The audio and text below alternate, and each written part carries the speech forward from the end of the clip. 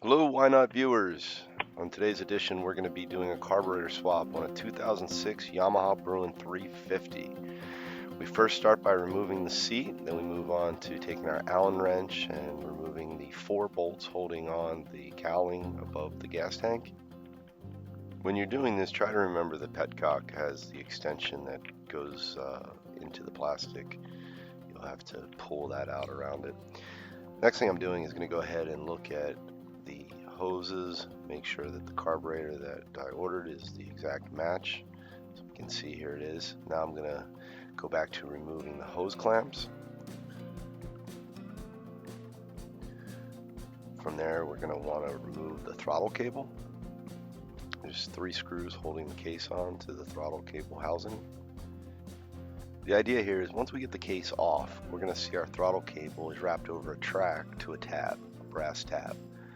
So we're going to take a small screwdriver, track that cable over the track to release it, and then that should allow us to pull out the brass tab, and then ultimately disconnecting the throttle cable from the tab, allowing us to pull the cable through the housing and put it on our new carburetor.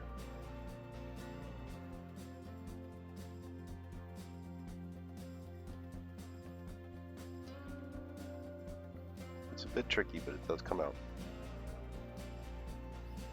Now on this side, we're going to want to remove any existing hoses that might be in our way to the engine. So we're going to release the vent. Tuck that out of the way. Move any hoses that you don't need out of the way. Make sure your clamps are all loose. And now it's a matter of just prying it out.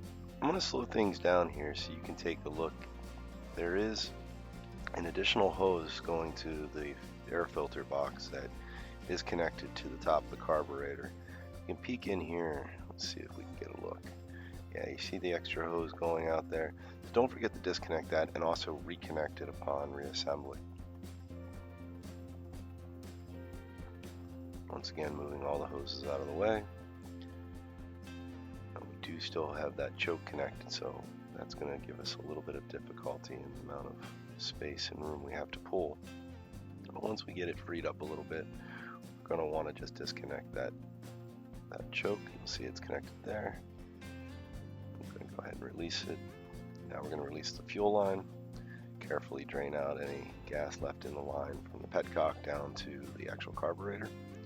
Cap it off with a towel so we don't have an environmental issue.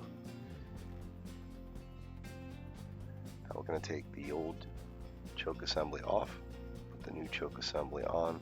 This is a bit tricky if you've got loose fitting gloves like I do. I had to pull this spring back a few times, and every time I did it would grab my rubber glove. Now that the choke has been reinstalled, it's just a matter of putting the carburetor back in place, tightening down the clamps. You may want to release the air box or the gas tank to have a little bit more room to work. Put your throttle cable back on, reattach any hoses, and call it a day. Thank you all for watching.